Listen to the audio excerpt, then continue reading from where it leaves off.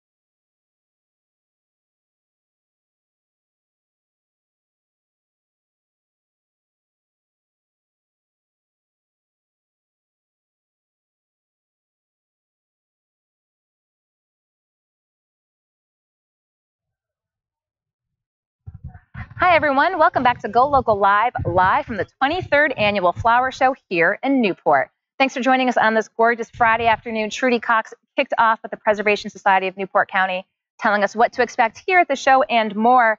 Speaking of things taking place here this summer, Newport Film. Catherine Allred, thank you for joining us today. Thank you for having me. Well, I appreciate your joining, because I'm sure it was a little late night last night. You officially kicked off the Newport Film season.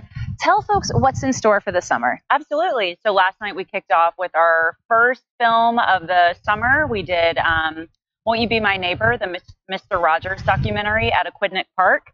We had about 1,500 people there, so it was a big first night. It was great, the first day of summer. So we're going to continue showing films every Thursday night across Aquidneck Island at beautiful backdrops, including Rosecliff, where we are today. And we're going to be showing documentaries every Thursday. They're free events, suggested donation of $5.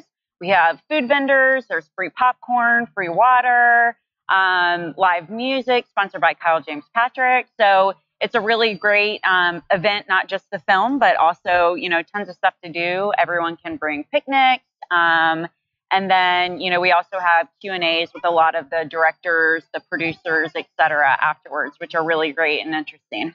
So first Thursday, but every Thursday now moving forward around Newport County. What time do these films start? Or do they vary? They vary week by week. So we have all of the information on newportfilm.com. But essentially, the doors open around 6:30, and then we have live music about an hour into it. And then the film starts typically about 5 or 10 minutes after sunset. So it gets nice and dark so people can see the film. So keep an eye on it. Won't You Be My Neighbor, the Mr. Rogers documentary. Any other films you're excited to see in particular this summer? I am. There's a lot of really great ones. The Serengeti Rules is going to be a beautiful, beautiful film, just kind of all about, nature and wildlife. That one was beautifully done. And then we also are going to be showing Studio 54 right here at Rosecliff, which is going to be such a fun one. I think a lot of people are they going to dress up? I don't know about that one. We had a fundraiser Studio 54 theme, so maybe people will break out their attire for that one. Our annual picnic contest is going to be on July 26th, which is right before the Newport Folk Festival, and that one's going to be peace, love, and music themed, because the film is all about two blues singers who are traveling to the Newport Folk Festival, so from the 1960s. So that one will be really fun. What's this event, this picnic? It's our annual picnic contest. Yeah, so people really go all out. So we have kind of local celebrities as judges, and people kind of decorate, dress up, bring themed food, etc. So it's a really fun, we'll have prizes there. Madewell, our sponsor, is going to be there also as a judge. So it's a big event. So it's for the best spread. Yeah, the best spread, most creative decor. It's not necessarily the most expensive looking, but the most creative. So much fun to be had with Newport Film this summer. We'll provide the links as well. When you're not at Newport Film and it's not a Thursday night, where is Catherine Allred in Newport in the summertime? Hopefully at the beach if the weather works out. I haven't been yet this summer, which is unfortunate. I think Newport, it's beach, boat, or bar. The 3 Bs here in Newport. But of course, Thursday nights, Newport Film films free to the public, but as Catherine said, so much more. Music, entertainment, food, and you can bring your own food. Yes, you can bring your own food, but there is plenty to buy there. And again, we have free popcorn all summer as well. Free popcorn. So the 3 Bs in Newport, and when not at Newport Film, but again, Thursday nights, we'll provide more links to that as well. Catherine, I appreciate you taking the time. You're gonna walk around the flower show a little bit. Do a little shopping. Do a little shopping. Well, Catherine Allred with Newport Film, thank you for taking the time to come here. I'll let you go, and we'll welcome our next guest here onto Go Local Live.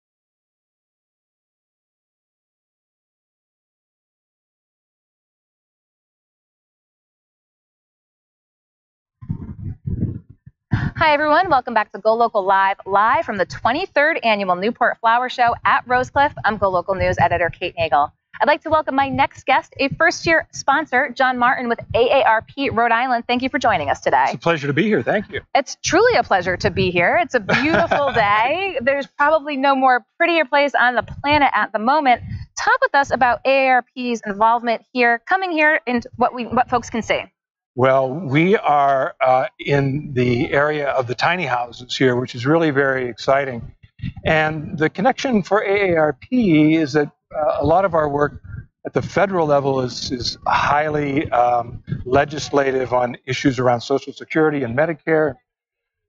At the same time, we're very engaged at the community level and our work around livable communities.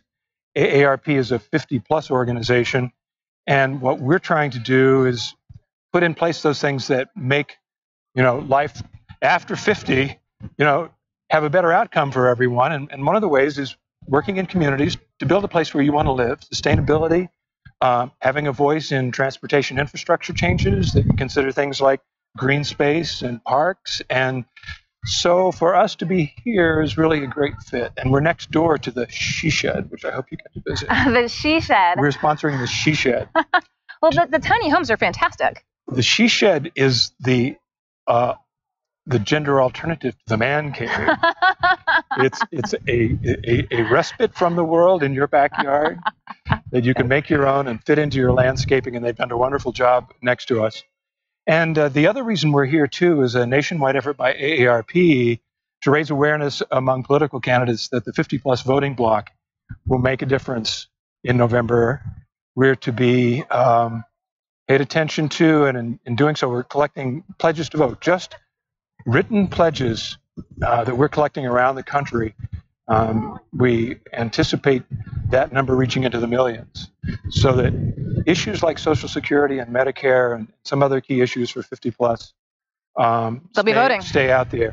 And we're really hoping that it will elevate the discourse so we stop hearing, oh, I'm for Social Security. No, there's a little more to it. I'm against cuts to Social Security. Well, what's your plan? We really want to know. So it's an opportunity for us to meet new people in a great environment, and the response to the pledge signups has really been terrific. So people who visit should visit our tent up among the tiny houses. Next to the She Shed, do you get a sense when you talk with folks, especially who come up to talk with AARP, are folks looking to downsize? Are tiny houses on the agenda of things? Maybe we should consider that now that we're empty nesters. Tiny houses, and also some people have in-law units in their back that are really tiny houses. I downsized 2 years ago from the big 3,300 square foot suburban typical family home to a 1,900 foot cape, and I can say I love it. I love it. It's a lot less complicated. You have that moment, oh, I should keep this. It'll come in handy someday. No. And it's like, no, it's not. No, it's not. And then you never have to worry about it for the rest of your life. It's great. Well, I've always seen these tiny houses online. You can check them out here. You can do tours. There's plenty of shopping and food and just a great atmosphere here at Rosecliff. You're going to be here all weekend? We're going to be here all weekend. And Saturday and Sunday, we have a guest we brought in from Chicago, author Shauna Coronado. And you should meet Shauna. She's the author of a book called The Wellness Garden. She is a rock star on social media. And she has taken her early onset osteoporosis, and she has built a regime around nutrition, healthy gardening, and creating gardens that are less strenuous for people who have some physical restraints. And this is important, and she's not a senior citizen.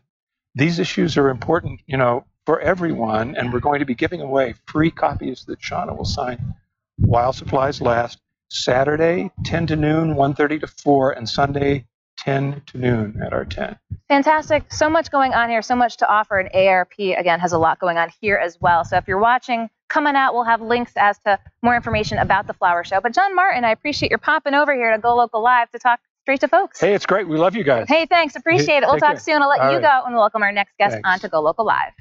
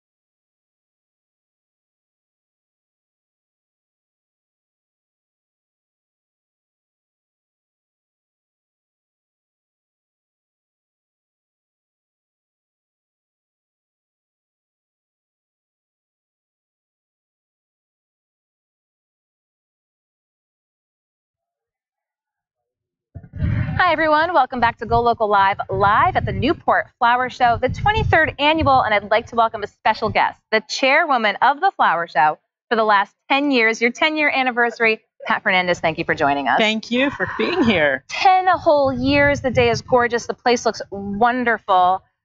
Is every show different? The theme of every show is different, and hopefully every show improves just a little in some way. But the thing that stays constant is it's always here at Rosecliff. It's always beautiful, and the weather's always like this. We hope throughout the weekend. It's certainly gorgeous today. To talk with us a little bit about the decision for this year's Tiny Homes theme, which it's just so phenomenal to be able to see them and walk through them. It is. It is. This was the outgrowth of sort of an informal focus group I did with some young people and asked them what would young people look for if they came to the flower show. And they said, well, we'd want something that was current, experiential, relevant to how we lead our lives, affordable, and accessible. And that's what tiny houses are for both very young, the younger generation, as well as people who are sizing down. Just was talking with John Martin from ARP about it. So not just empty nesters moving down, young folks having their in-law apartment. Exactly. You can go through all these tiny houses. John Martin's next to the she shack. He says it's the she shed. The she shed. The she shed. Yes. I think most things that are in there start with that sh sound. Champagne, chandeliers. It's a she shed. The she shed, as you said, the alternative to the man cave. It is the alternative to the man cave. It's very chic gardening. So what's your favorite part about the weekend? There must be so many. You've got special guests. You've got music. Martha Stewart's coming in. I mean, what are the highlights? What do you look forward to? The first thing is what happened yesterday, which is where hundreds of local gardeners bring in their prize specimens, their roses, their peonies, whatever it is that they treasure, their hostas, and they line up for hours to enter them. And then they're all judged and they're staged on the back lawn like you're at the Royal Flower Show in England. It's great. Now, who does the judging? We have professional judges from all over the country. This year we had about 100 judges. They come from the Garden Club of America, where they earn their judging credentials, as well as the National Garden Club. And then we have some plant experts, some rosarians and experts in cactus, that sort of thing. And there must be ways for folks who are, maybe amateur green thumbs to get some tips and advice from the pros, too. Absolutely. And we have lectures on the front lawn at the Tiny Traveling Theater all weekend long. So if you want to learn how to make your garden better or to garden at all, you can find it there this weekend. I did see the traveling, is that the Tiny Traveling Theater? The Tiny Traveling Theater. Did see it here in the front lawn, on the back lawn. So much shopping, so much music, looking right out over the water. You're about to just take off here and go give a talk. Are you? We are. We have a wonderful young woman who is a floral designer she has a studio in California and a studio in New York, Sachi Rose Pollard. So, yes, she's about to give a demonstration and a talk. Okay, well, as the chairwoman for your 10th year, you got to go over to check out who all the VIPs are here at the Flower Show. Pat, I appreciate your taking the time to come by on live. Thank you. Thanks so much. Appreciate your having us. All right. Don't go anywhere. We're going to be back with our next guest here at Go Local Live.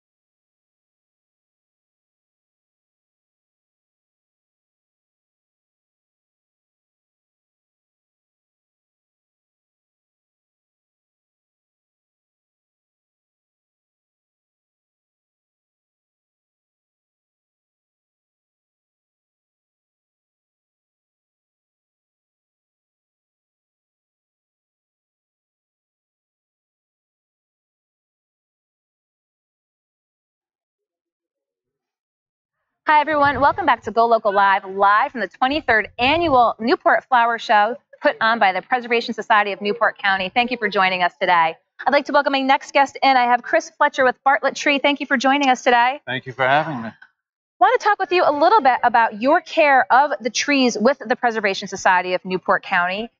1,800 trees 1,800 officially trees. Recognized as a national arboretum. Exactly, yeah.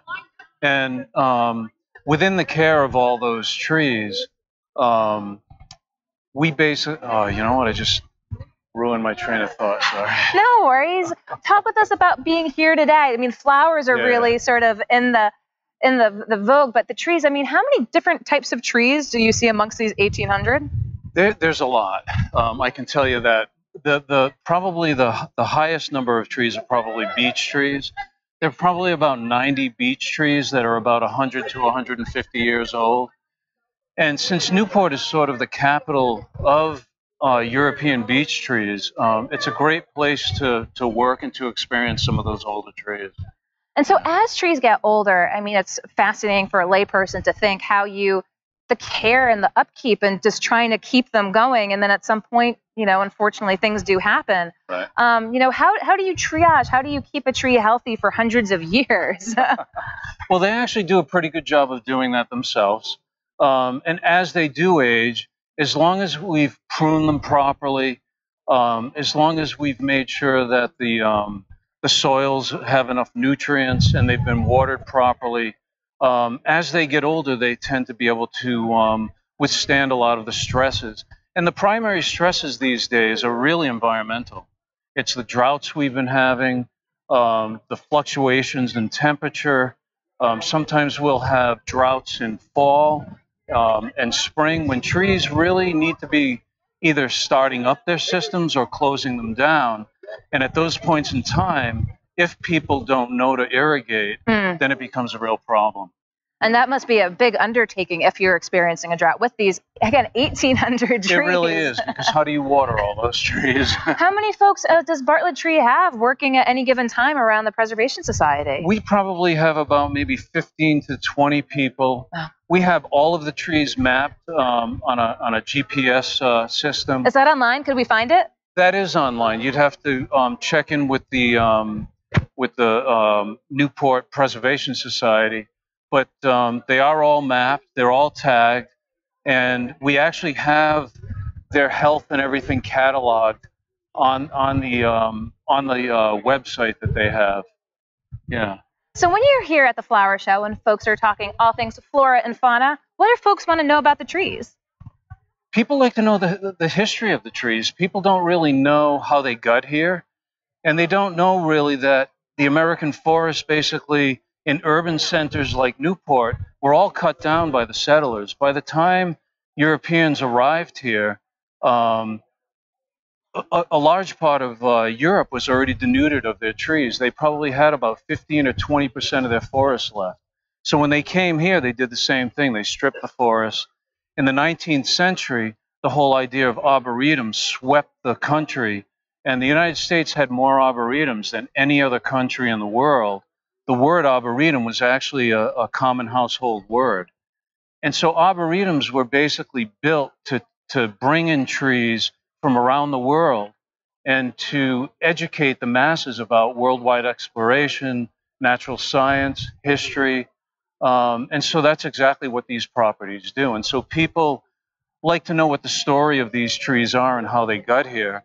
And in the 19th century, there was a huge back to nature movement where trees were brought into urban centers to kind of repopulate and to make our urban centers feel more comfortable. Europeans in the 19th century very much complained about the discomfort in our urban centers because there were no trees.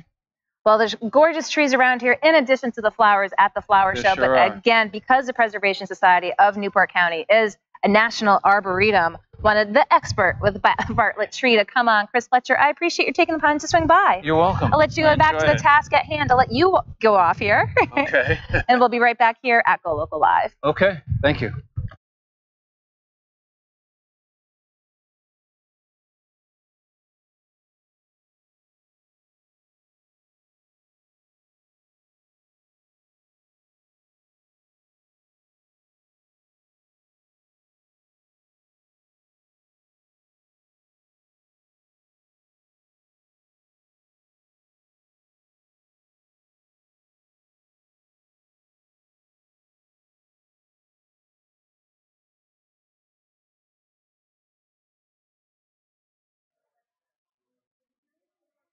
Hi, everyone. Welcome back to Go Local live from the 23rd Annual Newport Flower Show at Rosecliff. Appreciate your tuning in today for this special Friday edition as Go Local goes on the road in the summertime.